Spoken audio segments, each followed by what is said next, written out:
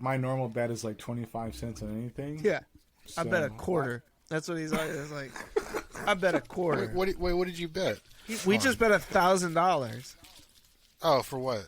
that if the Denver Broncos sign Colin Kaepernick to play quarterback and he plays a full season, 17 games. This is real money. This is real money. Real This is money. real money. That they will go to win the Super Bowl? Was it win the Super Bowl or go to a Super Bowl? Go to the Super Bowl. I will even take So, that. if you need an escrow for your funds, oh man, I only charge a 2.3% interest. I was gonna say, what's the vig on that?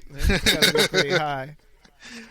No, it's just enough to buy another comic book. No, and that's like what's funny is that this is not like a usual thing. Andre and I never bet money, but Yeah, I don't bet. when he's willing to throw out some ridiculous statement like all the Denver Broncos need is to sign Colin Kaepernick now, and they will go to the Super Bowl, I can't help but jump at the opportunity to make $1,000. So, What are you talking So about? pop culture. All right, so you What do you guys guys wanna saw talk about? you guys saw Spider-Man No Way Home. yes, No spoilers. no spoilers. What's up? Joe, I'll let you go first since I got to go first last time. No, please, your podcast. No, you go can first. I tell you what I think? Can I Yes, tell you what I think? Andre. Okay, this is even better. Tell us what you think about the movie you haven't seen yet. I think it's going to be like a B- at best, and I'm in no rush to see it. What did you Prove think of me the wrong. first two movies? Cool. I'll go first. No, I'll go first. That got me. You Actually, B minus? D minus? What the fuck is that? Do you not God see? damn. This is what I have to deal with week in and week out on this podcast. B minus. It is the best thing Sony has ever done with that franchise. They've been throwing balls and seeing what hits, and nothing hit as good as it should have. It was always shortcoming. Venom was like a miracle, and then they it up with the second one because I just watched that too. They it up with the second one. God damn. And then they put a cliffhanger at the end, being like, "Oh, you're gonna see Venom again." No, you know this is not even a spoiler. I'm not gonna spoil it because they didn't use him. Nope. They didn't use him. Nope. They're all Why? like, "Oh, here he comes," and then you get to the end of the movie, and they're like, Okay, just What speaking the on Venom alone, between fuck? Venom and Carnage, those two movies, Eddie Brock was such in a good mental headspace. He came to his own. He was feeling himself at the end of the first movie, and the second movie they backpedal all of that. Mm-hmm.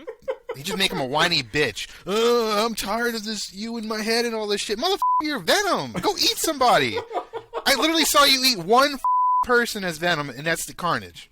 Everyone else is just like, what was it? I'm a violent protector or something. Like you. What are you protecting? I did not see you save anybody. You did not do shit. Okay. As for Spider-Man. As for Spider-Man. That's what I signed up for. They were so we all know close. Venom suck. They could have this up. I was waiting for them to it up because, like, as Sony does, they gave too much on the trailer. "Yeah, Yeah, they gave too much in the trailer. They should never have showed okay." So yeah, Doc Octavius. yeah, exactly, right? Like they could have teased it with like the claw coming out, right? But not actually seeing him, you know, or like there were other things. There were things that they could have done. I think. So what you're telling me is you lowered your expectations. No, for no, this no, no, movie. no. That's not it. That's So that's give- the so- amazing thing No, about no. this was that even They- with the they hurt us. expectations, right? We still love it. Even with the stuff that they didn't do right, the movie was still awesome. It's so good. See, this is what makes it hard that since you haven't watched it, because there's two big moments in the movie that you want to share, but you can't because you haven't watched it. Okay, out of curiosity, Yeah, like if we told Have you you that seen- Uncle Ben came back from the dead as a zombie and Peter has to kill him at the end of the movie, like would love that's that. just a That would be the lot. most Sony's You ever wouldn't done be with that able fucking to character really since he got understand that. So we aren't going to tell you that, even though that's what happens at the end of the movie. have you seen the new Hawkeye episode? Yeah. So when they Wait, just which make sure one? we're on the same. The new one when everybody was speculating who the big boss was, and then Hawkeye was. Yeah, Oh like, yeah. Well, Wilson Fisk. speculating. Yeah, Yeah. I'm up Echo. to episode 5. I'm watching episode 6 tomorrow. Yeah. Okay, but no, that's what I'm saying. Like, So you're telling me that Spider-Man No Way Home Yeah. delivers. They clean up the clusterfuck they had in Yes. Far From Home. And actually, that's what I want to say. This entire movie is a nice slow burn of Sony walking through their past and be like, let's fix that, let's fix that, let's fix that, let's fix that, let's fix that, let's fix that. And at the very end, let's tweak this because Hawkeye is happening. And then they're like, let's fix that, Doctor Strange. Like, literally, the post-credit scene was a Doctor Strange commercial. Okay, which, by the way, Marvel and Sony, that was unacceptable. You make me sit in the theater through all those credits, and you literally give me a goddamn trailer. Yeah. Not a scene. You know what? Not a clip, but a cut together mismatch of Director's bullshit. Sloppy style. And you know what? Awful. You know what, look at me, Daddy Marvel. I love it. No. Love it. It Give was me more. bad. No. Give me 2 credits. Bad I'll watch Marvel. them both. Bad Marvel. No, you do not go in the house. Okay, I'm keeping these off. I got them too. Do you understand me? So, I'm trying to Give think me what I can a say. real post-credit scene. Most of the theater left, and I was left there sitting there watching a fucking Doctor Strange commercial. Can we say that? Whoa. What's the deal with people walking out of Marvel movies at this point on the credits? Because they don't believe them anymore. No. What it is that they're going to go home and watch it on YouTube. So why do I have to sit in the theater and wait for it? You can literally. That's not true. And a lot of times, I'm not saying, but I'm saying like that's most of those people, or they don't care. They don't just care. get the word out. A lot of times, what's seen on YouTube is not even the full thing. It's cut by some cheapy guy with a cell phone and half his hand on his dick. Like, what? Yeah, that's just me. No, I mean I usually have my hand on my dick too. So, but all right. So you think it was a what A or A? I think it's A plus, man. A plus. Really? Yes. Trust me. Really trust me. good. I hate Sony. Can I tell you like honestly? Mm-hmm. I'm not a big Tom Holland fan. I don't think his Spider-Man is like the Spider-Man that actually catches up. He's baby Spider-Man. I will say this: Tom Holland has his moment to mature in this one. He goes through some more struggles, but his entourage that you see in the other movies, they become more like full-fledged like sidekicks, and they're like really good. Like Beefcake, the big fat kid. I loved him. I wanted to see more of him. I forget, dude. All I know is I love him. And he needs I don't think he needs a spin-off, but he needs to be in some other spin-off. He needs to just show up and be as a consistent character in that. Well, but you know that Ned in one of the multiverses, one of the universes, he becomes the Hobgoblin. The Hobgoblin, yeah. I forgot that. Yeah. I only know that because I watched a bunch of YouTube stuff. Hence that statement that that was made about best friends. Yes. Yep. Exactly. So my point is this: it's like, look, I like Tom Holland. Like his Spider-Man is too. I never liked or enjoyed the fact that they did like a year one Peter Parker in Marvel, the MCU. Yeah. I just thought I'm the same with Batman like that. I don't like year one Batman. Yeah, so I was like, but I think he's a good actor. Blah blah blah. I have not enjoyed I haven't enjoyed.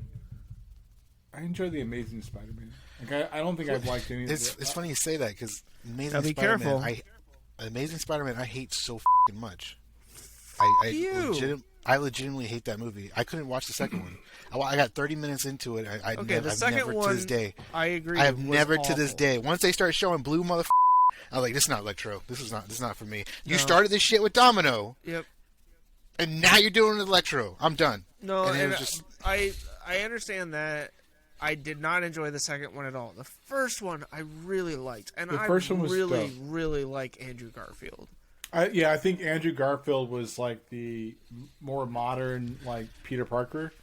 I think Tobey Maguire up until like the Spider-Man 2, actually like halfway into 2. The first one. Yeah, I was like up until the movie after the first one he did. Yeah, I was just like each he was Spider-Man's Peter. a different age. group. Yeah, that's where they kind of they botched it with like the timeline of Spider-Man. Like Holland is a good year one to like finishing high school Spider-Man. So what you're saying is that they should have started with that, and you're frustrated because you're seeing that now? I think if you match them up with like Endgame, yeah. So you're looking at more. Yeah, so I think trust me, seeing a Tobey Maguire Spider-Man aged in Endgame would have been amazing with all his skill sets and his experience. But yeah, for the whole cinematic universe, it's kind of like a second shading of the Ultimate Universe. So instead of having Miles Morales at that age being introduced to Captain America at his age, they're just like, okay, just do Peter Parker because we're not going to explain who the Miles Morales is to people right now. And now you have a young Peter Parker pretty much echoing aspects of Miles Morales' development. And I with that. I'm like, all right, that's cool. I can let it slide. But in the back of my mind, I'm always like, I don't really want to with this like that. Like, but I can guarantee if you watch it this week, next week we have a lot more to talk about because you're going to want to talk about it. But what I think is funny about that is that in a lot of ways, right? What did Marvel end up doing but whitewashing the Miles Morales storyline? That's Which I can understand your frustration with that, Andre. Like, but so I get exactly what you're saying there. Aunt May out of it, so. Well, that's true, and I will. I mean, she's on a different world, so I was like, "Yo." You mean Marissa Aunt May? Yeah, she was. You guys aren't old enough for that. For a different world, are you? No, but I am old enough for my cousin Vinny. He won an Oscar! Yeah, your cousin Vinny. 5 minutes later. So wait, let's go back to Spider-Man real quick. I want to hear, Andre, what are your concerns for the movie? I think they're going to have gaps because I do believe they're setting up Doctor Strange more than they're actually trying to like flesh out the story with Spider-Man. You can understand that, yeah. So that's like my commercials. Stop it. The commercials made it look that way for sure. Yeah, that's my base. So that's why I'm thinking like, all right, maybe they can like flesh out the story. I don't see how they do the multiverse like swap and bringing these other villains in. They did it very well. I'll say that. Okay, because I'm concerned it's not going to be clean because like Octavius died. Like, I remember how Dr. Octopus died. I remember how the Vulture died, or the Goblin died. Yes. And it's like, you can't... So, I will say, right, like, there were parts of that they didn't necessarily... I don't think that they didn't answer it as explicitly as they could have, but I understand why. Like, if you did, it would have been like, well, exposition. So I get why they did some things. For some things, but I will say that going back and watching a couple of the YouTube videos afterwards that were on it about like Easter eggs and explanations of endings and stuff like that, it made a lot more sense. And I think it's one of those like watching it a second and third time through, you start to put those other pieces together and kind of. I think personally, Joe seems to agree with me. For what they were trying to achieve, they did a really, really clean job of it. Yes, so my problem for Sony, which makes me think that Sony didn't have much control of this. I feel this was a Marvel all the way through, and then Marvel was like, "Okay, we'll do the work, but you get the main title." Yeah, you can put your name on it, but at the end of the day, we're not letting you completely botch our. I mean, because I don't think this is a spoiler, right? Like Doctor Strange is a heavy character in this movie, right? And so that was my concern. In the trailer. Yeah, but like it's one of those things where I think Marvel ultimately said, we're not letting you mess up what we have going forward, so we're going to hold your hand to make sure that this movie is good while also providing us with the foundation to be able to go forward. And I was worried, too, that it was going to be... The Venom thing was scrubbed. I think that's why they scrubbed it. We got to do a pause and potty break. All right, okay. Yeah.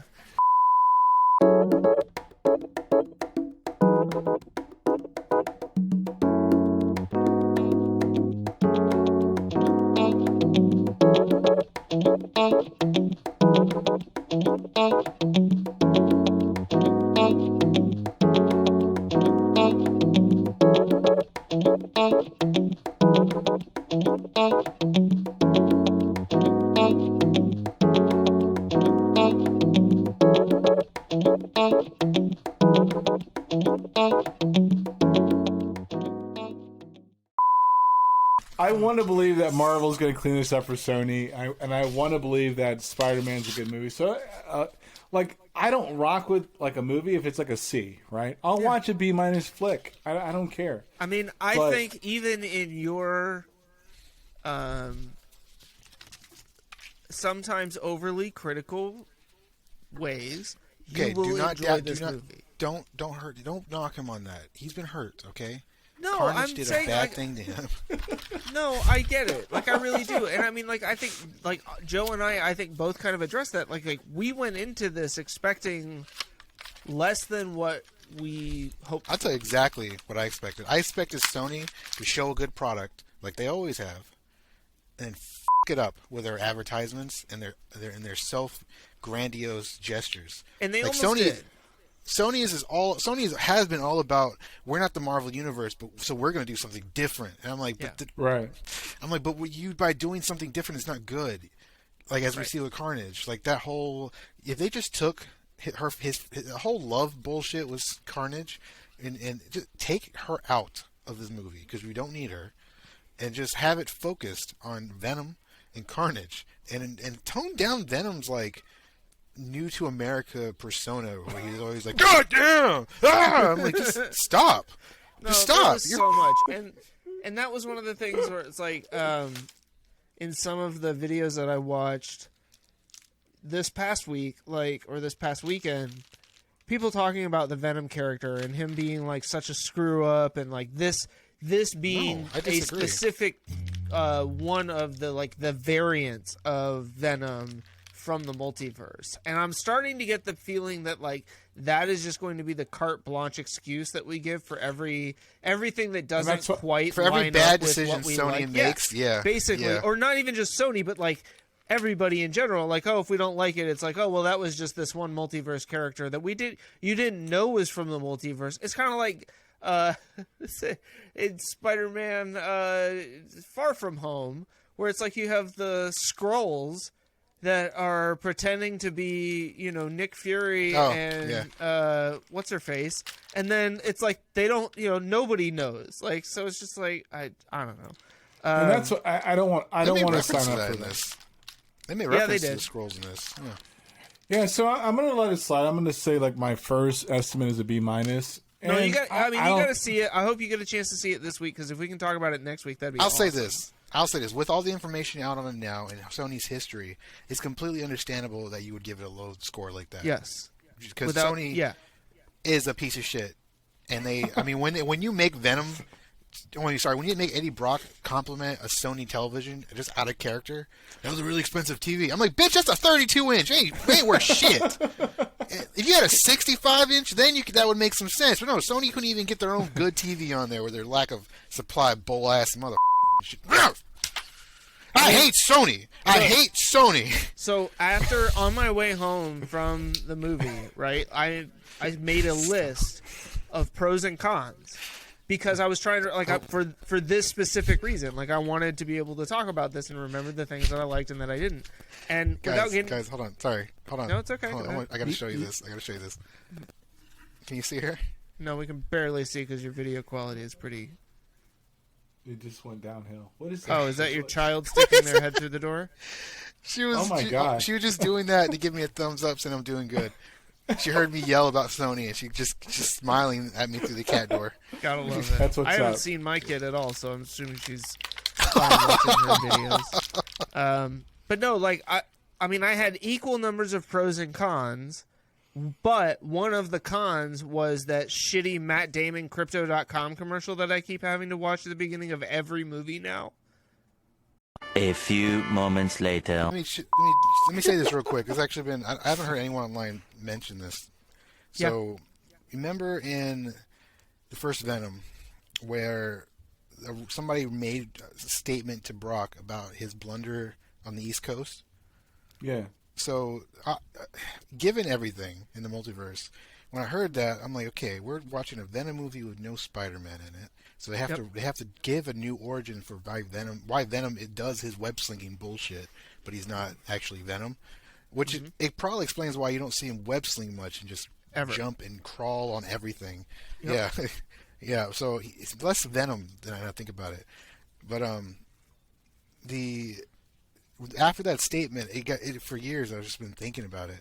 I'm like, so that means he did also get ousted for faking photographs for the Daily Bugle, but they never say it. But I'm like, that if just them saying that one line hints at that, and then the second movie comes along, and they make references to. I think they made references to. I think it was one. Wasn't it a Star Labs reference in there in the Carnage movie? Might have been, yeah. I know Star Labs is DC. That's right. I'm getting my brain screwed up with all this talking. No, yeah, because it was it was Asylum. That's what it was. Yeah, the Asylum they had Carnage at, or and the one that they had what, Siren or whatever her name is. Yes, that. But that's supposed to be where all of Spider-Man's villains get sent to. So it's basically the Arkham Asylum of Marvel. Yeah. So when I saw them bringing that into attention, I was like, and with the whole Siren thing, they kind of mentioned the mutants and all that stuff. I was like, this is not what I'm trying to talk about, but they're doing a lot of these let me test the water to see if you want us to do more of that, because we don't want another New Mutants. No, situation. But I mean, we know that they are going to bring X-Men into the MCU at some point in the next. They have to.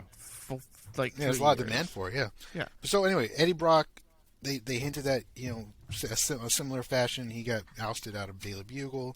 That's why he went to the West Coast and became super freaking internet famous. And then he got ousted again because of the rocket ship, blunder and yada yada. This last movie, Spider-Man, you see, because after Carnage, you're like, oh, Venom's going to be in that one. What's he going to do? And you're like, you already seeing the people you saw on the trailers. You're like, that's a full roster already. How are you going to explain how Venom is here, and how's Spider-Man going to react to that? Because I was very confused when just seeing Venom tongue fuck the TV, just looking at Spider-Man. Right. I was like, why is Venom instantly so attracted to this powerful guy? You know why, though, right? So this is one of the things that. Well, this is one of the things that I was also confused about, right? But after watching a couple of videos on YouTube, seeing No Way Home, it started to make a little bit more sense. And basically, the explanation that's been given, and this is not official Marvel explanation, but just general geek explanation, that the symbiote is basically a neural network, right, where they're all connected to each other, and so that means even across the multiverse. So that answered the other question I had about some of the other things. Other Venoms basically have run into Spider-Man at points and have also been made aware that he is Peter Parker. So that would go along with the comic books, with the whole Venomverse. Because immediately before they do the weird teleportation to a new place at the end of the Venom flick is when he connects to the symbiote network. Basically, he's like, "Oh, if I connected Brock, Eddie Brock, if I connected, it'd blow your mind." And then he connects, and it's like, "Whoa!" And then they shift places all of a sudden. And that's the explanation that's essentially being given, is that because in that moment he's made aware as to who Peter Parker is and the fact that he's Spider-Man, even though there is apparently, at least now that we've been made aware of, a Spider-Man in the Venom universe. That's what essentially draws him in. So that's the thing I was interested about, because I was, the whole spell is, make everyone who knows who Peter Parker is, Spider-Man, forget, right? Yep. That was the whole trailer, thing. So Venom, first Venom, you're like, is there a Peter Parker in that world? Right. Carnage happens. You still don't really get that answer. This movie happens. And then you're like, wait, that means Eddie Brock wouldn't be sent back because he doesn't know Peter Parker. Right. And then he gets sent back, and you're like, oh shit. That means there is a Peter Parker in his world in some facet. So maybe but that not Peter necessarily. Parker.